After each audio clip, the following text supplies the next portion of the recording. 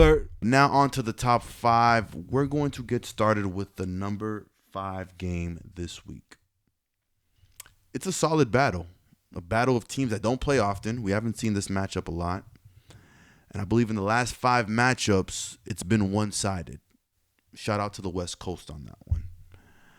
But the number 5 matchup we have is going to be the San Francisco 49ers versus the Jacksonville Jaguars.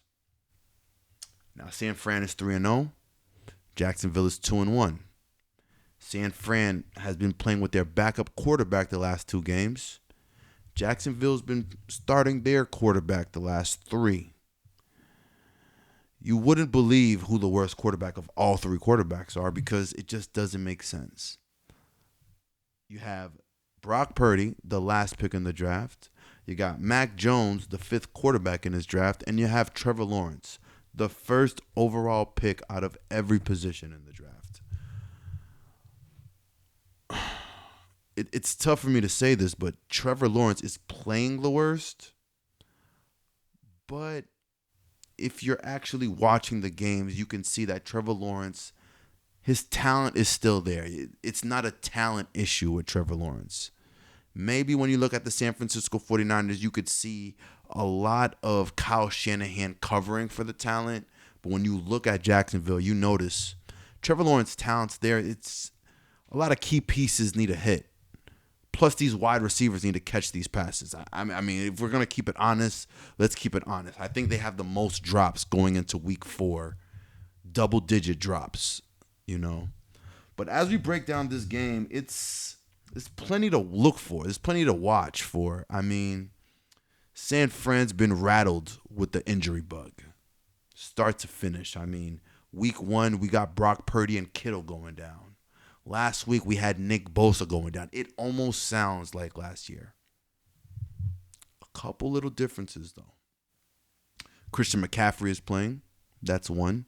Christian McCaffrey is leading the team in carries, rushing-wise, leading the team in receptions, receiving-wise. He is, as we like to call here, he's the engine of that offense. He is the engine. He makes them move. Yes, he didn't play last year. We saw what happened. 6-11. So coming into this game, you think, Mac Jones might be able to do what he did. Well, Mac Jones is now also on the injury list. And when one quarterback leaves, it looks like another quarterback is coming in. Brock Purdy is back. I'm a fan of Brock Purdy. Last pick in the draft to come out, have the year that he did, going undefeated in the season for as many games as he played, going to the NFC Championship game, and then getting hurt. Bravo to Brock. And then the next year, after he gets hurt, he goes to the Super Bowl. Didn't win it, but it shows that this kid has a lot of mental fortitude, mental ability, stability. He's ready to play in the NFL. Well, he got a contract this year. Played week 1. Kind of solid, kind of decent. Could be a lot better, though. And when you look at this could be a lot better, it's the first week of the season. He got hurt after that, so we couldn't really say this is the Brock Purdy that we were to expect coming into Wild Card Weekend, divisional round, championship round, possibly. But Brock Purdy's injury, or him coming back from injury, really hasn't boosted the team as much as it should have, because last week they lost their Defensive Player of the Year nominee in Nick Bosa. So this team is injury-ridden. But from the difference from last year and this year is that they got a couple pieces that can kind of hold down the fort. Now, the first piece I'm going to bring up when it comes to San Fran is Robert Saleh. Robert Saleh. He is destined. If you ask me, Robert Saleh is destined to be in San Francisco. Just how he was when he was there the first time. He goes to the Jets, gets fired from the Jets. Jets fall off. Then he comes back to San Fran after San Fran had a pretty bad year without him. They went to a Super Bowl without him, but they also had a pretty bad year without him last year. Well, a couple weeks into the season, Robert Saleh is leading this defense to being a top 5 defense. Does it last? We don't know, but looking at the talent that he drafted and was given and the guys that they let go, this was not predicted. You could not predict that Robert Saleh would have the San Francisco 49ers defense top 5. Top 5. I mean, that's pretty incredible when you look at it. He's been doing a great job, even with the young talent that he has. A lot of young talent. And I want to get into the good about Saleh, but then the injuries come back. And losing Bosa, going to have to make up for that. This week, he may be out 2 cornerbacks. He'll have to make up for that. But that's just part of the game. It's all part of the game. You hear this a lot in the game of football. It's next man up. So when it comes to looking at what this game can do for the 49ers, it's going to boost a lot of confidence in the offense and as well as the defense, as it should. But it all depends on how they come out and play against a Jacksonville Jaguar team that is, need I say, on a good path. I did talk about Trevor Lawrence and say that his talent was still there, but they also have Travis Etienne, who's come out the gate this season running like the running back we all expected him to be. I mean, Travis Etienne had a year last year that was, how can I say this, disrespectful to starting running backs in the NFL. It was bad. It was just a bad year, and it looked like maybe his time might have been up. That's how bad it was. It was like, yeah, maybe what we saw we didn't see. He was a first-round pick coming into the league. We saw the burst with him and Trevor, by the way. That's his quarterback in college. Well, he's kind of gotten it together this year, and he's running well. The 3rd-ranked runner right now coming into week 4. And it's all good. But you also just heard me speak up on Robert Saleh. And that's why I think this is my first key matchup coming into this game. Robert Saleh going against the rushing attack of the Jacksonville Jaguars. It's just I can't wait to see it, because when you have a defense or a defensive coordinator who understands what you're trying to do, his job will then be to stop it. I have full confidence in Robert Saleh to create a scheme to stop it. But in that scheme, to stop the running attack, you are going to have to give up the passing attack. And this is where the chess game comes in football, because the Jaguars are running the ball very well, yet they're not passing it well.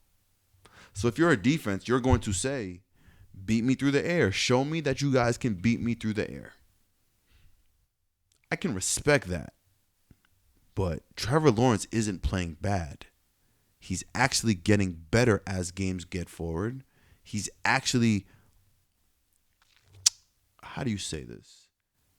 To be able to run an offense in the NFL is one thing, but to learn an offense and then start running it, it's 2 different comparisons.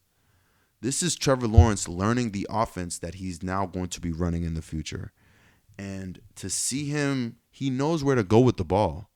Like I said earlier, receivers are dropping passes. He's still targeting the guys he's supposed to target, yet the offense just hasn't clicked yet. Now, I expect Trevor Lawrence to stay with it. I expect the offense to get better. And with a game like this where San Fran may come out and say we have to stop the run and stop Travis, this may be the game where Trevor Lawrence has to say it's time that we all step up in the passing game. I think that's a really big matchup to look out for in this game. And it's tough, man. It's tough when you look at how Trevor Lawrence has played. You look at the stats, you'll be like, Trevor Lawrence isn't even playing well. Let's look at the stats here. Trevor Lawrence is 55% passing. That's very bad. That's almost 50%. That's not good. He is averaging 223 yards a game, has 4 touchdowns, 4 interceptions, and 3 sacks. Like I said, these aren't good stats. But when you watch Trevor Lawrence and how he's trying to orchestrate this offense, you understand that he knows what he's doing. Now, when the offense gets completed and everybody starts making their catches, this offense can be in a groove. And as I'm saying all this, passer rating of 70, he's still 2-1 coming into this game. They still have a chance to be very good. Defensively, I've been holding things down, but it's a struggle with Jacksonville because Jacksonville's been in this position before and they ended up with the number 1 overall pick. Jacksonville's been in a position where this team looks promising and all of a sudden it goes right down the drain. On to my next takeaway of the game. I'm going to say that we have to pay attention to what Kyle Shanahan does this game. How Kyle Shanahan moves this game. How he styles this game for the offense. Because Kyle Shanahan is actually walking in week 4, playing his backup 2 weeks, and Brock Purdy 1 week with the number 1 passing offense in the NFL. Doesn't make sense, but the facts are the facts. Number 1 passing offense in the NFL. Do you maintain that when Brock Purdy comes back? On average, Mac Jones threw about 40 passes a game. Brock threw 35 week 1. Does that style of football help them maintain a position of being contenders? All these questions get to be answered week by week. But when you get to look at it this week and Brock Purdy's first game back, what do you think Kyle Shanahan is thinking with the offense? Being honest, Christian McCaffrey is the engine, but the engine hasn't been able to get rushing yards the way he needs to. Now, I agree with the way San Francisco uses Christian McCaffrey. If we can't get him in open space running the ball, we're going to hit him with a check down and give him the space he needs. Because Christian McCaffrey just needs a little bit of space to hit you with those little jerky moves. But is that a winning formula for this team as they go against very competent contenders? Listen, I understand that the San Francisco 49ers have a 4th place schedule. But I also understand that this team underachieved last year due to the injury bug. Where do they place themselves coming into this season? It's tough 3 games in. Because one game, we got Jeff Tonga saving the day, stripping Tyreek Woolen of a pick. Then that same game that Brock Purdy throws the touchdown pass in, game winning, he's out for 2 weeks. George Kittle's out halfway into that game. Juwan Jennings, kind of injured, kind of not. We don't even know for this game if Juwan will be good. And to put all these injuries to the side, John Lynch has come out and said Brandon Ayuk's nowhere near to coming back. Nowhere near. Not even close is the quote. These are weapons that we need for you guys to be competent this year. San Fran's in a bind, if you ask me. They're in a bind because they had to pay Ayuk, and then Ayuk goes out and gets injured because he's not in training camp, and that's kind of supposed to be expected. But then that's putting yourself in a position where, of course, if we all knew this, maybe everybody moves different, but we're all in this position now, and I guess we're just waiting for Ayuk to get back. Kittle's hurt. Injury on the field. It's San Francisco's in a tough bind because these injuries keep coming, and defensively you don't know who's going to be in and out, and you just lost your defensive player of the year. It's just a tough place to be in. But when you come into this game, you got to have the juice. You got to be ready to make plays from everybody, from Jeff Tongas to Ricky Pearsall, who has really shown a lot. By a lot, I mean the man's almost averaging 100 yards a game. Almost.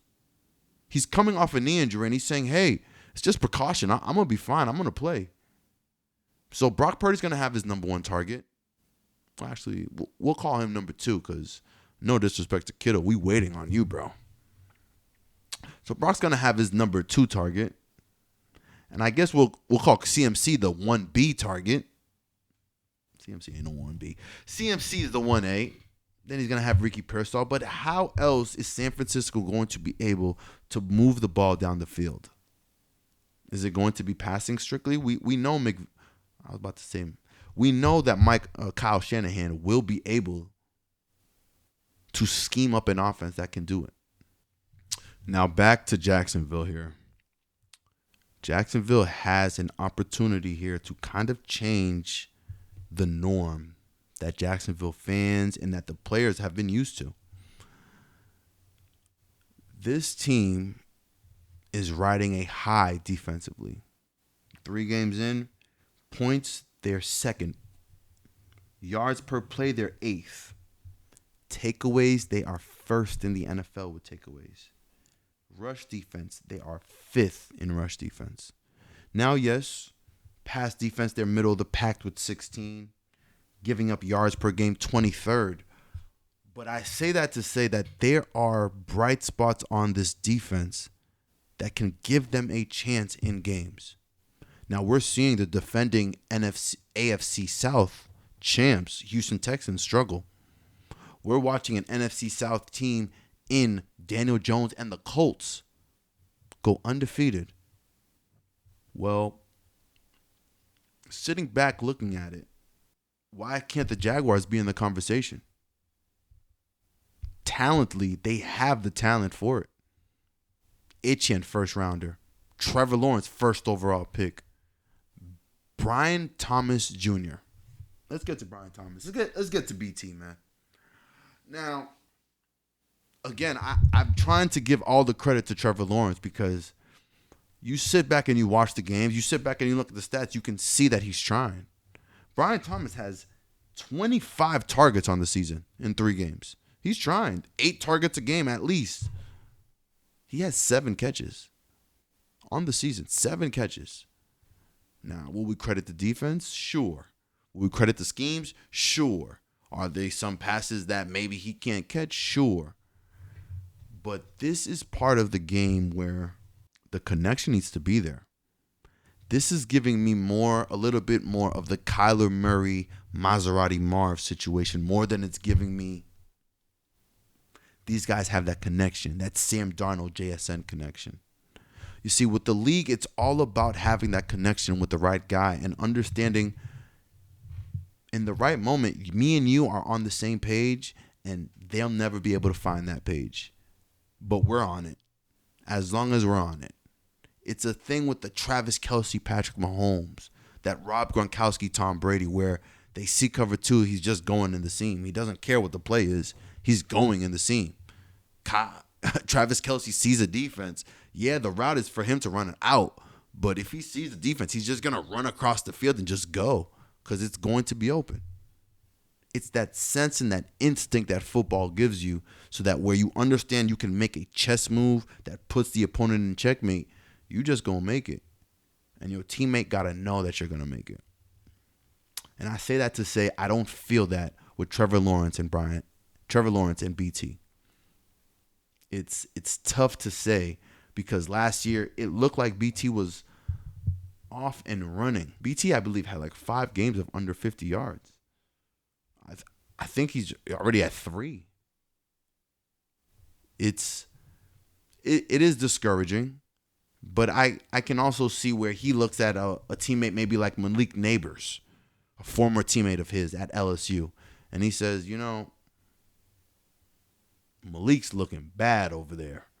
And not his game's looking bad. He's just looking like he's not having a good time. We're 2-1. I'm going to do everything that I can. They're trying to get me the ball. Let me see what I could do. Now, I understand that the Jacksonville Jaguars have really been in a bind as of late in the last couple seasons. No playoffs. I mean, it almost feels like they're one of the worst organizations in the league.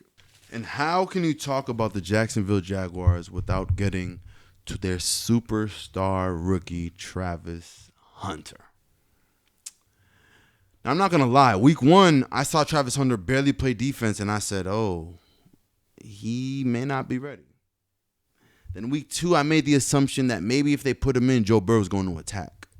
Joe Burrow is going to attack. Joe Burrow ended up getting hurt. Jake Browning came in the game, and all of a sudden, Travis Hunter was playing a lot of defensive snaps. Well, Travis Hunter has continued this pace, and he has been on pace for looking like a very decent cornerback. I won't say the same for wide receiver. He's getting his targets, not so many catches, not so much yards, but as a cornerback, he's looking decent with room to grow, of course, because in the NFL, there's still always going to be room to grow. But Travis. Do we get to see a little Travis on Ricky Pearsall this week? Are they going to have that matchup where it's one-on-one? How does the Jacksonville defense actually hold themselves going against a young kid who hasn't been fully scouted yet? This is his first year in the league, so this is when they get to fully scout him and understand the skill set. How does Jacksonville use Travis in this way? I'm excited to see how they use him. And I hate to say it, but in my predictions, I'm going to go Jacksonville here. I just want to see Trevor Lawrence succeed. I don't know what it is about him. If it's because he's sunshine and we all grew up on Remember the Titans and we know he's supposed to make a good play, but maybe we've already seen it in the national championship. But be that as it may, I'm going with sunshine and the Jacksonville Jaguars to win this week. I'm going to say 24-17. Blirt TV. We gon' run it.